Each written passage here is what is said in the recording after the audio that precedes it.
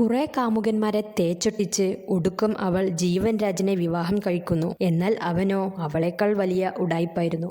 വീട്ടിൽ ട്യൂഷനെടുത്ത് ജീവിക്കുന്ന മീരയെക്കുറിച്ച് നാട്ടുകാർക്കും വീട്ടുകാർക്കും നല്ലത് മാത്രമേ പറയാനുള്ളൂ. മീരയുടെ സഹോദരൻ മനുവിന് ഒരു പെൺകുട്ടിയെ ഇഷ്ടമാണ്.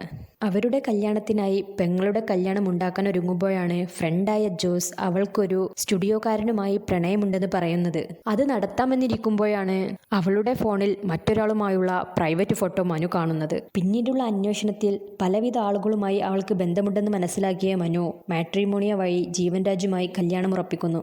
കല്യാണ ദിവസം പോലും കാമുകന്മാർക്ക് വിളിച്ച് കള്ളക്കണ്ണുനീർ ഒഴിക്കുന്നത് കണ്ട് ദേഷ്യം വന്ന മനു ഇത് പറഞ്ഞ് അവളെ ശകാരിക്കുന്നു. കല്യാണമെല്ലാം മംഗളമായി നടന്ന ശേഷം ഇതൊന്നും അറിയാത്ത മാളു ചേച്ചിയെ തനിക്ക് റോൾ മോഡലാക്കണമെന്ന് പറയുമ്പോഴാണ് അമ്മയും മനുവും ഞെട്ടിത്തരിക്കുന്നത്. ഫസ്റ്റ് നൈറ്റിൽ വരുന്ന ഫോൺ കോൾ സഹിതം ജീവൻ രാജ് ഇതിലൊരു ആശാനാണെന്ന് കാണിക്കുന്നുമുണ്ട്.